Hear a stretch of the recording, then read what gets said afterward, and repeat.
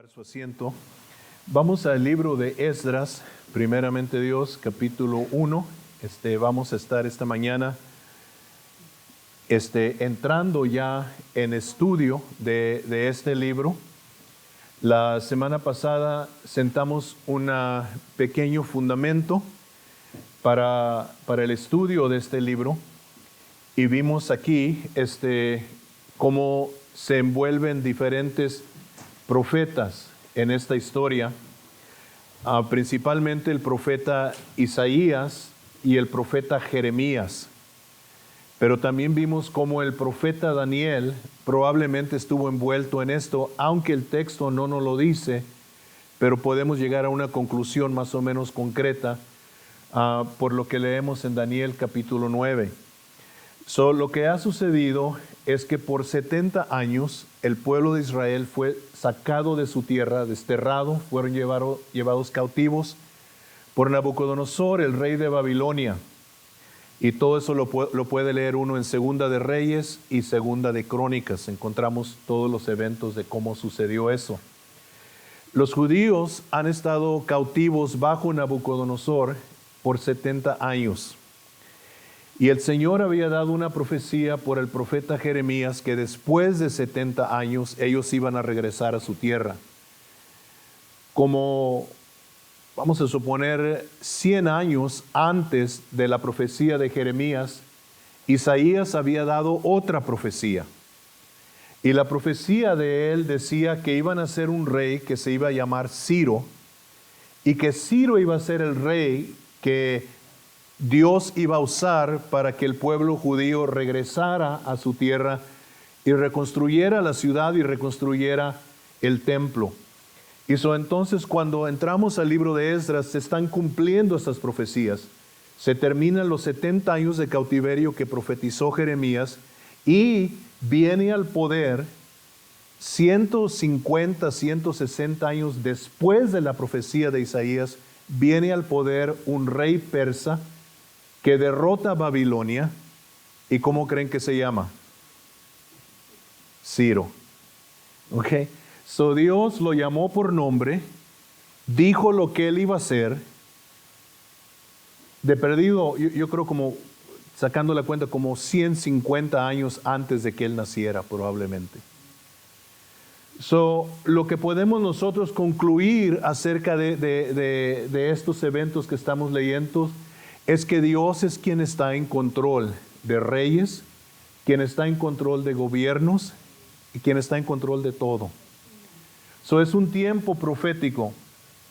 Cuando Ciro derrota a los babilonios, ya ha muerto Nabucodonosor, su hijo ha tomado el reinado de Babilonia y es el que cae ante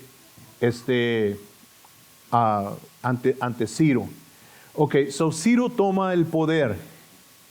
Y según la historia, no la historia de la Biblia, sino según una historia adicional, dicen que fue Daniel el que fue a Ciro, el rey de Persia, y le enseñó lo que había escrito Isaías, y le dijo: Dios te escogió a ti. Y mira lo que la Biblia dice acerca de ti. Y que cuando Ciro vio esto fue cuando él entonces dio su edicto que los judíos regresaran, los que quisieran. Vamos a leer el primer capítulo, solamente tiene 11 versos, y dice así la palabra del Señor: en el primer año de Ciro, rey de Persia, para que se cumpliese la palabra de Jehová por boca de Jeremías, despertó Jehová el espíritu de Ciro, rey de Persia, el cual hizo pregonar de palabra y también por escrito por todo su reino, diciendo. El que está escribiendo todo esto es Esdras. Esdras era un escriba, también era sacerdote, pero era escriba. Esdras nos va a dar bastantes detalles, porque él era un escriba. Él va a dar todo el reporte. Si ustedes leen en el Nuevo Testamento los 4 evangelios, Mateo, Marcos, Lucas y Juan, usted se va a dar cuenta que el más detallado era Lucas. Y la razón es que Lucas era un médico. Y no era como los médicos de hoy, que nomás te ven y te dan una pastilla y te mandan para la casa. No, ¿se acuerdan cuando había médicos que te examinaban? Que de veras te examinaban, you know. Hoy en día cuando yo voy al doctor mío, muy buen doctor, pero él entra y abre la computadora y está ahí, ¿y cómo te sientes? Y está escribiendo y está escribiendo.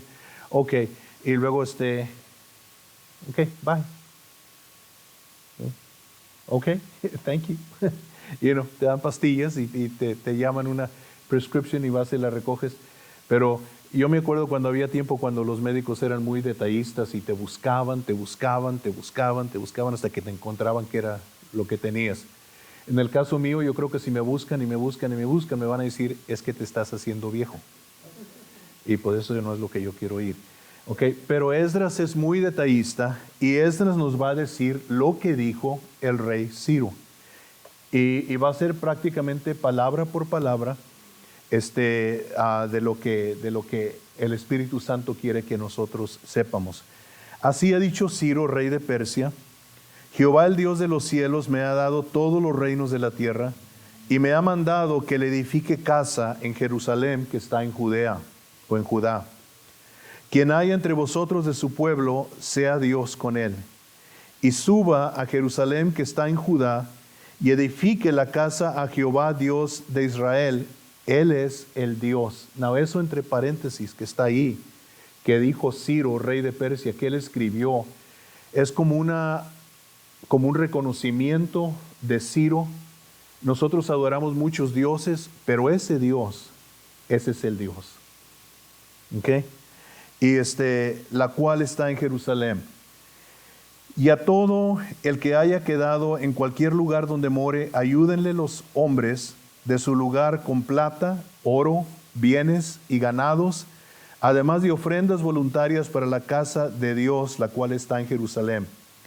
Entonces se levantaron los jefes de las casas paternas de Judá y de Benjamín, y los sacerdotes y levitas, todos aquellos cuyo espíritu despertó Dios para subir a edificar la casa de Jehová, la cual está en Jerusalén. So vemos que el Espíritu Santo está envuelto en esto, porque despierta el espíritu de Ciro y luego despierta el espíritu de estas personas para que regresen a Jerusalén. Ok, voy a decir algo aquí, voy a poner un pequeño comercial. Ok, ¿está bien? All right. Yo creo que ir a Israel es algo muy especial. Yo creo que cuando uno llega a Israel, Dios despierta el espíritu de uno en esa tierra en manera que no sucede aquí. Yo creo que el Espíritu Santo está envuelto en nuestras vidas de todo modo, ¿verdad? No es que somos más salvos, ni tampoco que somos más espirituales, es simplemente que yo creo algo. Nuestra casa está en Jerusalén. Hay algo espiritual ahí, en ese lugar. Yo soy mexicano por nacimiento, probablemente tengo sangre apache y navajo y quién sabe qué más. Cuando mi esposa y yo estábamos visitando la nación navajo, encontré una foto de mi hermano, casi exactamente mi hermano. Gracias a Dios que no se parecía a mí, ¿verdad?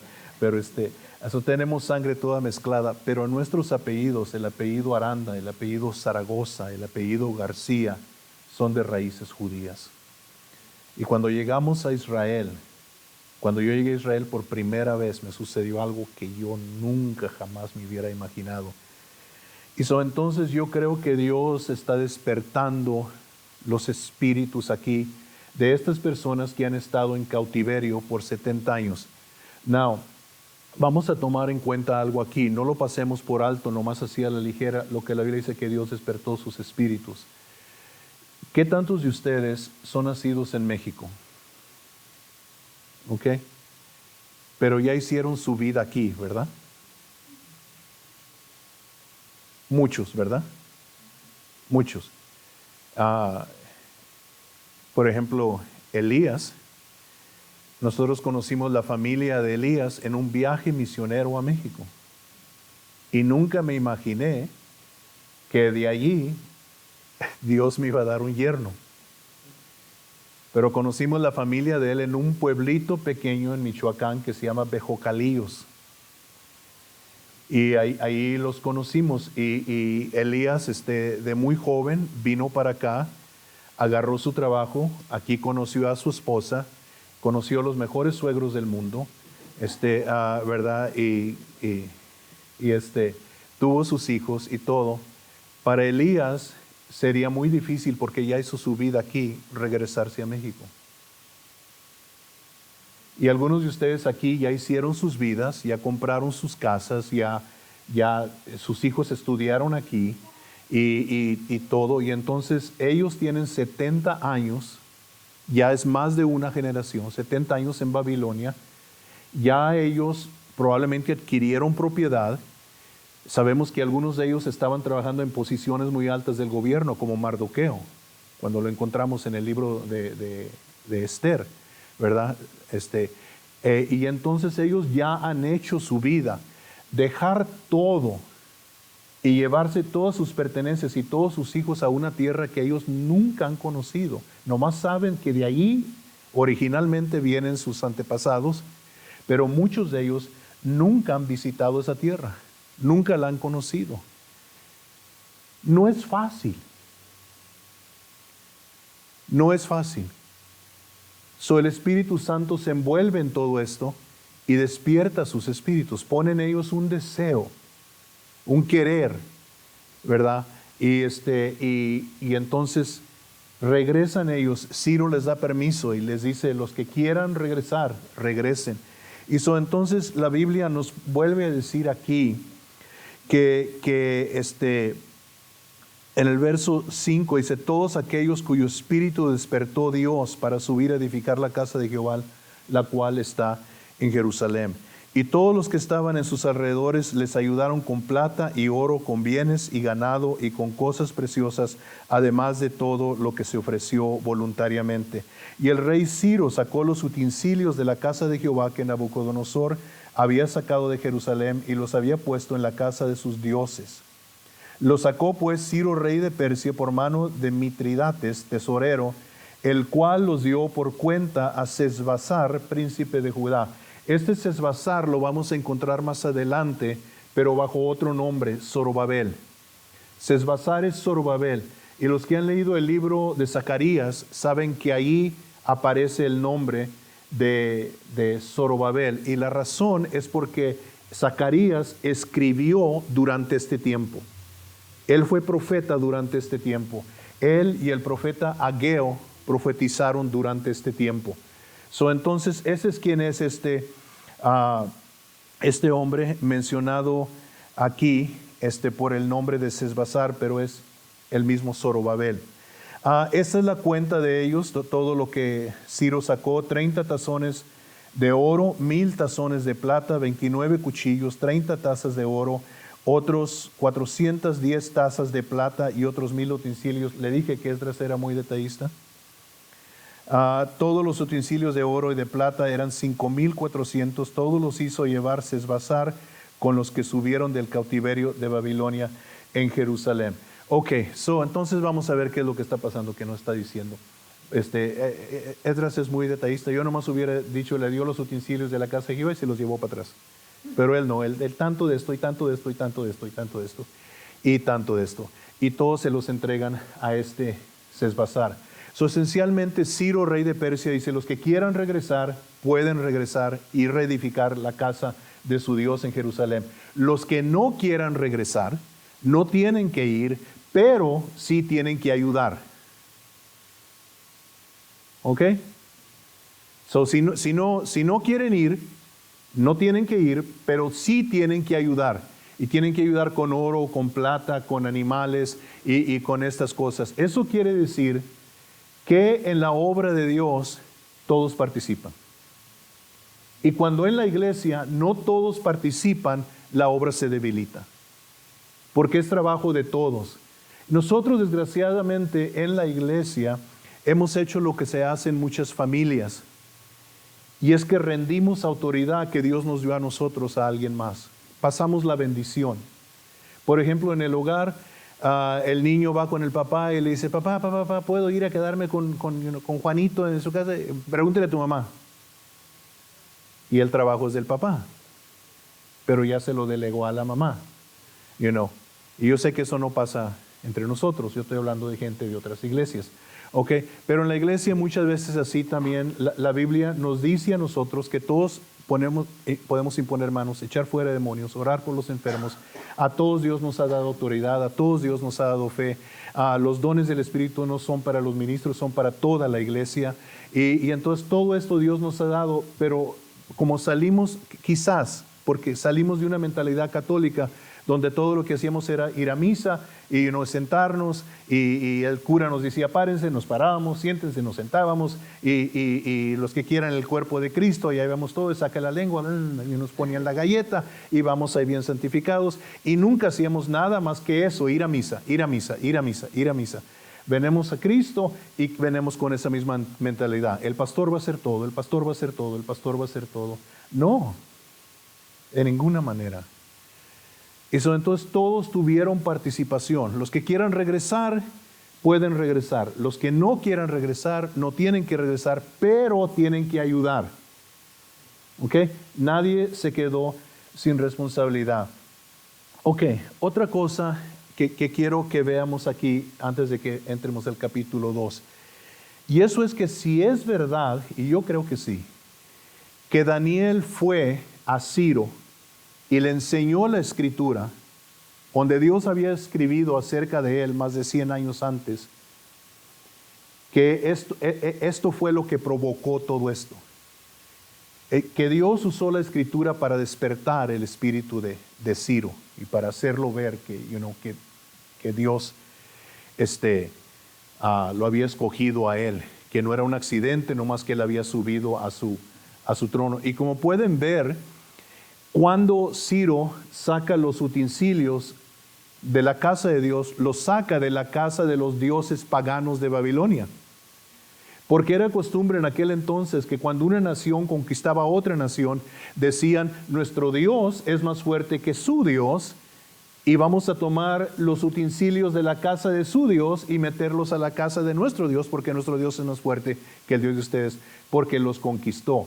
Eso era una costumbre. Pero aquí lo que sucede es que Dios prueba de que sí, los babilonios derrotaron a Judá y Persia derrotó a Babilonia, pero no a su Dios. No derrotaron al Dios de Judá, no derrotaron al Dios de los judíos. Y lo acaba de comprobar Dios, que Él verdaderamente es que está a cargo, porque le dice a Ciro, mira, antes de que tú nacieras, yo te llamé por nombre y yo dije lo que tú ibas a hacer. Y entonces hablamos la semana pasada detalladamente acerca de eso, de las puertas de bronce, las barras de hierro y todo lo que había en Babilonia. Como Babilonia era imposible de tomar, y las cosas que sucedieron en Babilonia, históricamente lo conocemos. Y Ciro entonces, cuando leyó todo esto, dijo, es verdad. Porque Babilonia tenía más de 100 puertas de bronce, y la Biblia dice que Dios le dijo, tú vas y yo te voy a entregar puertas de bronce, yo voy a abrir puertas de bronce delante de ti. Todo esto se culminó, pero lo que quiero decir con esto, el punto al cual quiero llegar es este. En la iglesia cristiana, y por favor no me malentiendan, ¿ok? Pero en la iglesia cristiana, a nosotros los pentecostales, nos gusta mucho que Dios nos hable. ¿Es verdad? ¿Sí o no? Amén.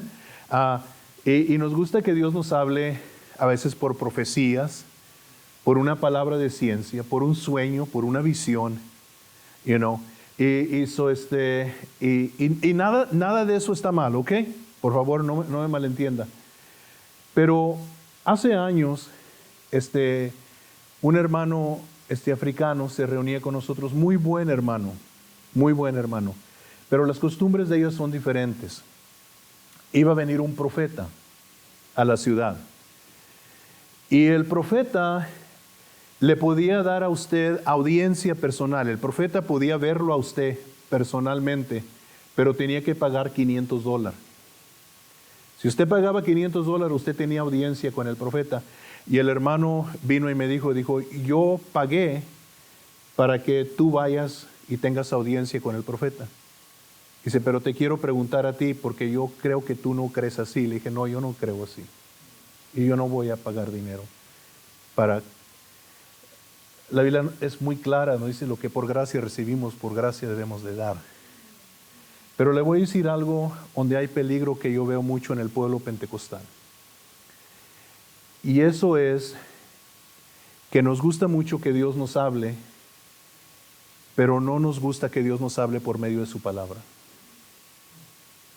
Y muchos pentecostales estamos ignorantes acerca de la palabra de Dios. No la conocemos, no la leemos, no la meditamos, no la estudiamos. Y cuando no conocemos bien la palabra de Dios, alguien nos puede desviar. Nos puede soltar una profecía que no es de Dios, pero se oye espiritual. Y yo no sé qué tantas veces, a veces yo he escuchado a la radio y estoy escuchando un hombre que parece que todo se oye bien y el Espíritu Santo me dice, algo está mal, algo está mal, algo está mal. Y estoy escuchando y digo, Señor, ¿pero qué? Porque no le hallo. Porque siempre Satanás envuelve la mentira entre la verdad y la mezcla. Y tenemos que tener mucho cuidado nosotros. Lo que convenció a Ciro, la palabra que Dios usó para hablarle a Ciro, fue la palabra escrita del profeta. Él leyó la Biblia. Daniel vino y le enseñó con la Biblia y dijo, mira, esto es lo que la Biblia dice acerca de ti. Y nosotros necesitamos entender, si tú quieres que Dios te hable, porque a veces nosotros estamos, yo quiero que Dios me hable, yo quiero que Dios me hable. ¿Ya leíste tu Biblia? Porque siempre, casi siempre que Dios me ha hablado a mí, bueno, siempre, no casi siempre, siempre que Dios me ha hablado a mí, ha enseñado su palabra, o si no lo que Él me dice, yo conozco la palabra y sé que lo puedo respaldar ahí. Y yo sé que es Dios el que me está hablando. Pero también el diablo me ha hablado a mí.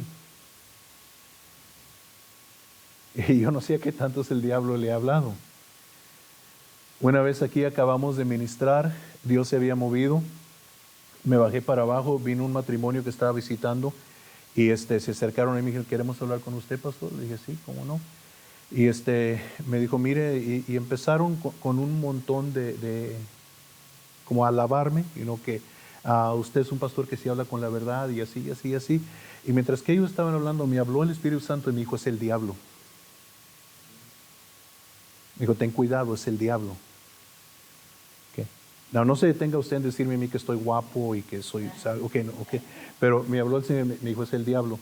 Y entonces cuando yo toqué un punto con ellos, el hombre se enojó y se dio la vuelta y se salió enojado de la iglesia.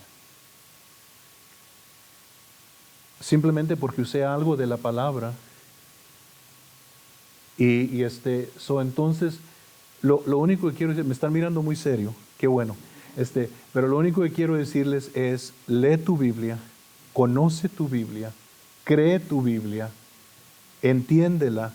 Cuando no entiendas algo, tienes un pastor, pregúntame. Y yo voy a hacer lo mejor para explicarte lo que dice. Y si no sé, yo lo voy a estudiar para poder darte una respuesta.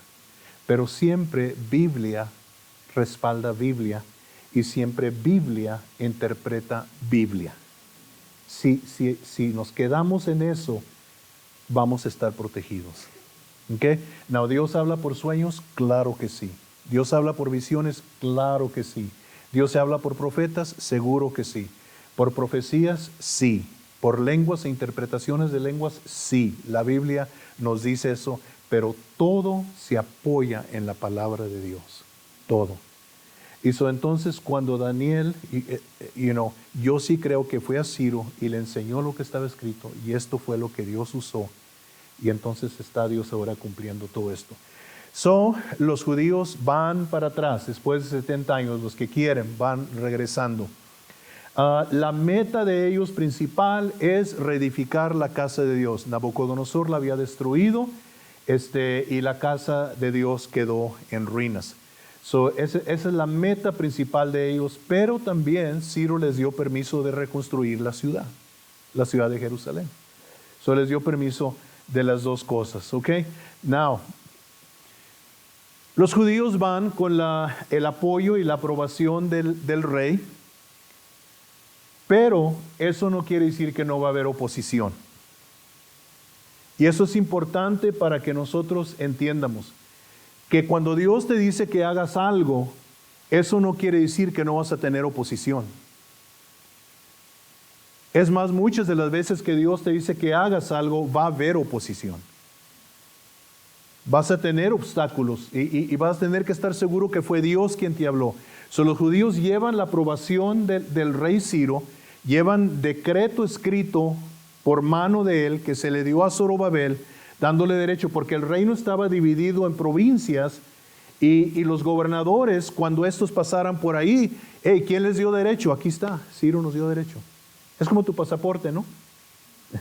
You know, y el pasaporte. Entonces ellos llegan hasta allá, a la ciudad de Jerusalén, tienen escrito allí, la palabra del rey Ciro, y también Dios está con ellos. Pero eso no quiere decir que no va a haber problemas. Yo no sé si usted es igual que yo, pero a mí no me gusta la confrontación. ¿A qué tanto les gusta confrontar? Yo conozco gente que les encanta confrontar, como que buscan pleito. Yo quiero mejor evitar el pleito, evitar la confrontación. Pero si vas a hacer algo por Dios, no vas a poder evitar la confrontación. El diablo te va a confrontar y el diablo va a mandar gente que te confronte. Entonces ellos tienen todo esto de su parte, pero no quiere decir que no van a tener problemas. Es más, es triste decirlo, pero la Biblia dice que los enemigos del hombre son los de su propia casa. Y eso está duro. Eso está duro. All right? Ok, ¿se echó eso a la bolsa? Para que no se me agüite, no se me desanime. ¿Ok? Dice la palabra, si Dios por nosotros, ¿quién contra nosotros? Ok, el capítulo 2 nos va a dar lista de qué tanto subieron de una ciudad y qué tanto subieron de otra ciudad y qué tanto subieron de otra ciudad. Acuérdese, este es Esdras, el escriba. No vamos a leer todo eso. Ok, nomás quiero que llamar la atención algunos versos. El verso 2 dice, los cuales vinieron con Zorobabel, Jesúa, Nehemías. Este es otro Nehemías, no es del libro Nehemías. Este es capítulo 2, verso 2. Pero quiero llamarle la atención a dos nombres hay. Zorobabel, ya hablamos de él es el gobernador. Y Jesúa, él es el sumo sacerdote. Literalmente, Yeshua, Jesús. Es el mismo nombre, ¿ok? En el hebreo, el nombre Josué, Jesúa, Jesús son el mismo nombre. Yeshua. ¿Ok? El sumo sacerdote se llama Jesúa, el gobernador se llama Zorobabel. All right? Uno tiene la autoridad del gobierno, el otro es representante de Dios. Ok, entre toda la gente que regresa están ellos. Ok, brinque al verso 36 de aquí del capítulo 2. Y nos va dando lista de toda la gente que regresó, qué tantos de una ciudad, qué tantos de otra ciudad. Pero en el verso 36 nos habla de los levitas. Dice, los sacerdotes, los hijos de Jedaías de la casa de Jesúa, estos son sacerdotes, no necesariamente levitas, son levitas también, pero no todos los levitas eran sacerdotes. 973. Regresaron bastantitos sacerdotes, 973 sacerdotes. Y esto es importante porque ¿qué van a reedificar? La casa de Dios. ¿Y qué se necesita en la casa de Dios? Sacerdotes. ¿Verdad? El sistema de ellos estaba compuesto así. Brinque al verso 40 y hasta el verso 44. Los levitas, los hijos de Jesúa y de Cadmiel, de los hijos de Jodavías, 74. Los cantores, ¿okay? Los hijos de Asaf, 128. Los hijos de los porteros, jugaban soccer. ¿Okay? Los hijos de los porteros, los hijos de Salum, los hijos de Ater, los hijos de Talmón, los hijos de Acub, los hijos de Hatita, los hijos de Sobaí, por todos 139. Los sirvientes del templo, los hijos de Silja, los hijos de Jasufa, los hijos de Tabaot, Tabaot, los hijos de Cueros, los hijos de Siaja, los hijos de Padón. ¿Ok? Now, ¿por qué es importante eso? Se me hace a mí. Porque no solamente van sacerdotes, sino que van también levitas, ¿ok? Y van también cantores. All right? So, es importante en el servicio a Dios el cántico. A veces nosotros decimos que la alabanza, el tiempo de alabanza no es importante. Yo personalmente creo que es muy importante en un servicio. A veces creo que el tiempo de alabanza aún puede ser más impactante en un servicio que el tiempo de la palabra. Porque hay veces que el Espíritu Santo se quiere mover y hacer cosas a través de la alabanza, y nosotros debemos de estar sensibles a dejar que la alabanza siga hasta que Dios diga ya. A veces la queremos controlar y decir, de tal hora a tal hora vamos a cantar, si Dios quiere. Pero si Dios quiere que se use la mayoría del servicio en cántico y el Espíritu Santo se está moviendo, hay que dejarlo. Los cantores son muy importantes en el servicio de Dios, muy importante. Y entonces estos cantores, usted diría, pues, ¿quién eran estos cantores? Pues eran personas que podían cantar bien. Eran levitas que podían cantar bien. Usted no quiere poner en el coro gente que no puede cantar bien. Eso no quiere decir que no puede cantar.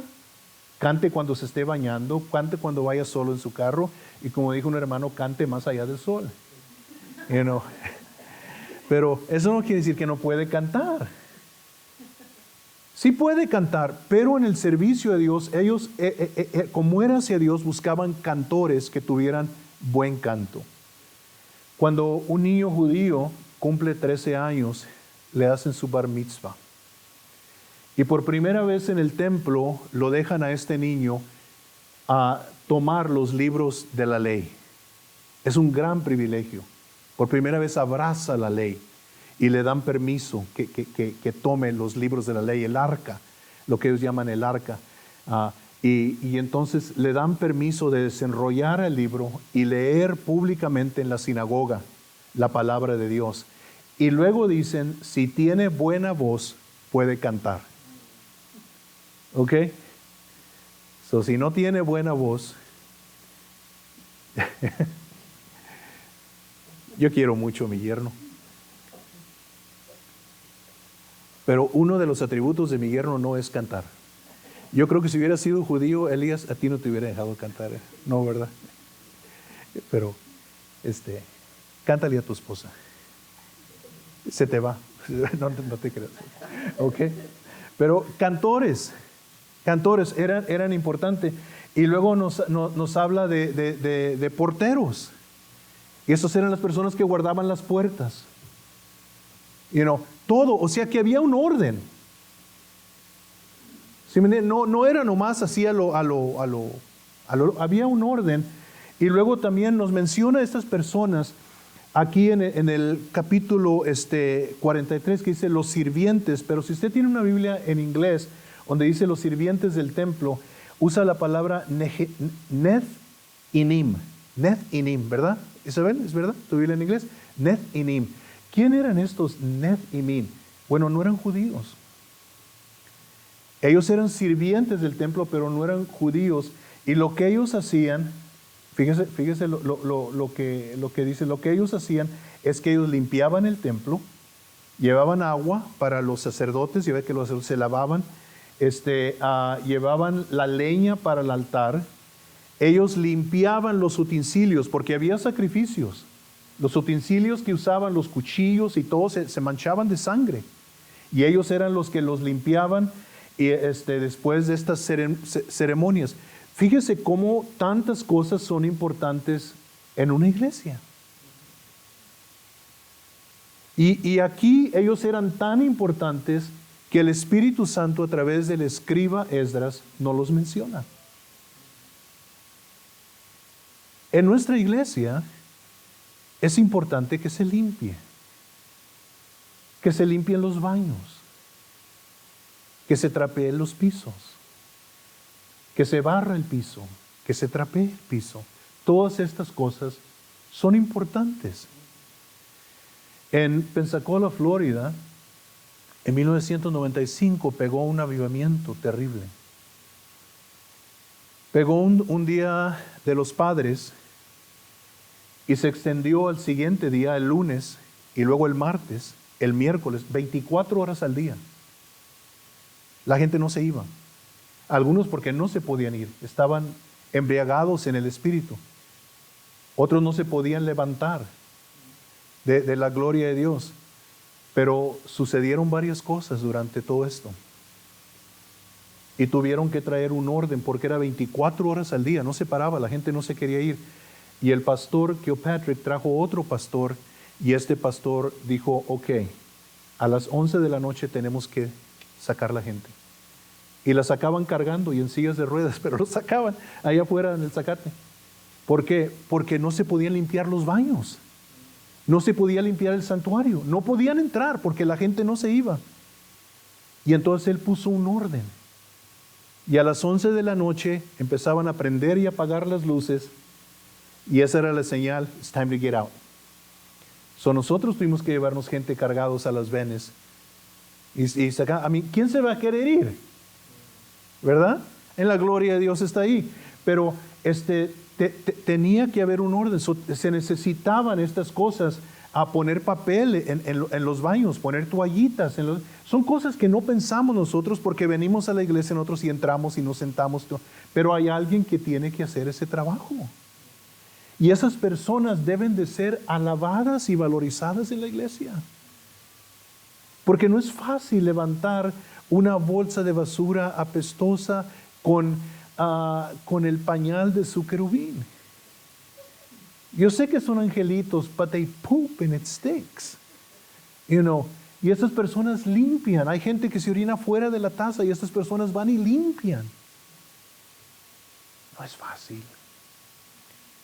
Pero son de tanto valor que aquí la Biblia los menciona. Dice, como van a edificar el templo, van a necesitar sacerdotes, van a necesitar levitas, van a necesitar cantores, van a necesitar porteros y también van a necesitar sirvientes.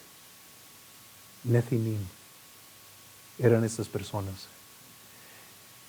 Diga conmigo, diga gracias a Dios por los Nethinims. Amén. Amén. Ok. Son cosas que no vemos, ¿verdad? A veces en la iglesia. Pero aquí no lo está mencionando. Now, vamos a ver algo en el verso 59 hasta el 63, aquí mismo en el capítulo 2. Y de algo que surgió, un problema que sucedió.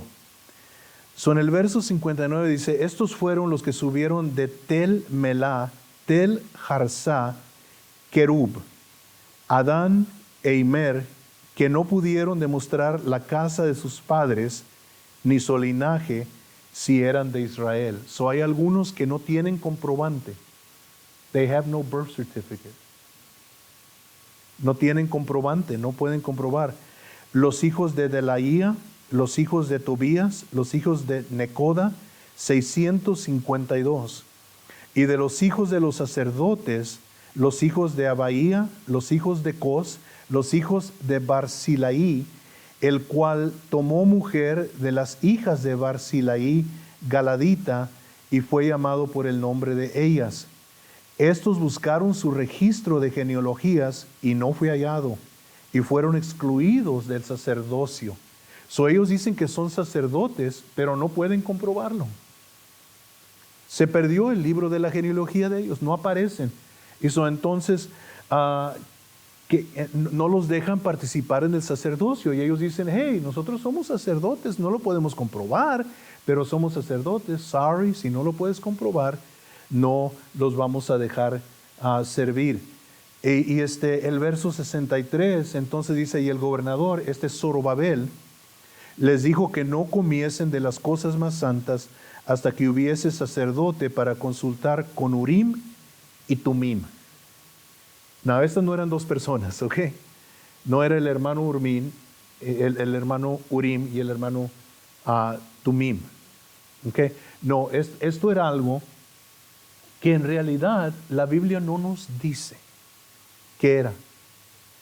Y no sabemos qué era el Urim y el Tumim. Lo menciona en el libro, por primera vez en el libro de Éxodo, y nos dice algo. Cuando el sacerdote, Dios le ordenó a Moisés cómo hicieran el vestuario del sacerdote, y el sacerdote iba a llevar una pechera aquí enfrente, ¿ok? Un cuadro, y tenía 12 piedras preciosas, ¿ok? Una piedra por cada tribu.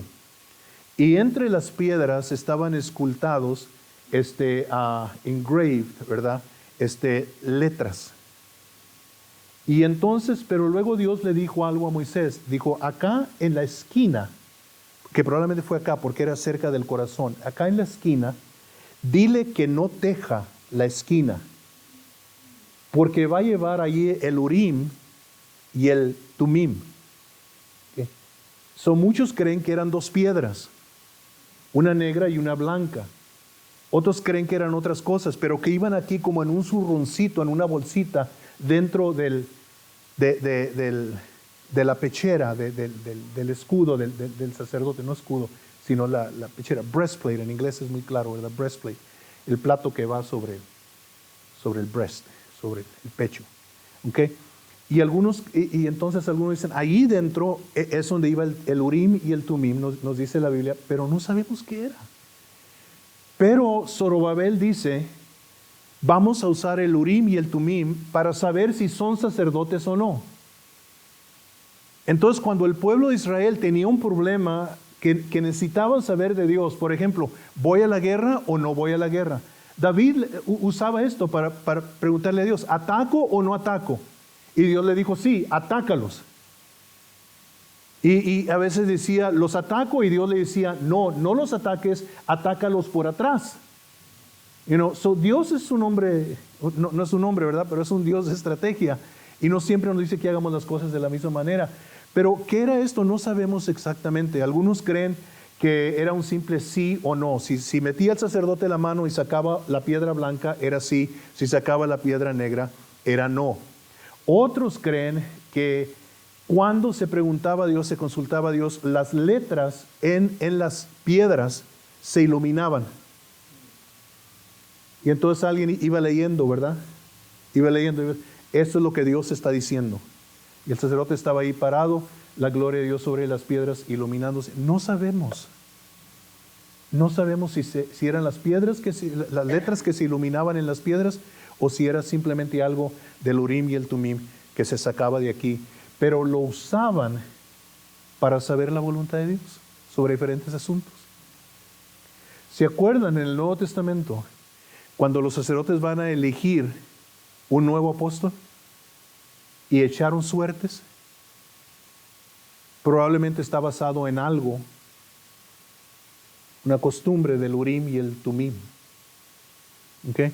Entonces, no sabemos qué era, pero es la última vez en la Biblia que se menciona. Hasta entonces había estado en práctica todavía. Y entonces Zorobabel dice, cuando venga el sacerdote, él va a consultar el Urim y el Tumim y nos va a decir si sí son sacerdotes o si no. Y así es como vamos a resolver este problema. No, nosotros no necesitamos el Urim y el Tumim hoy. ¿Ok? No necesitamos echar suertes. ¿Ok? Porque tenemos el Espíritu Santo.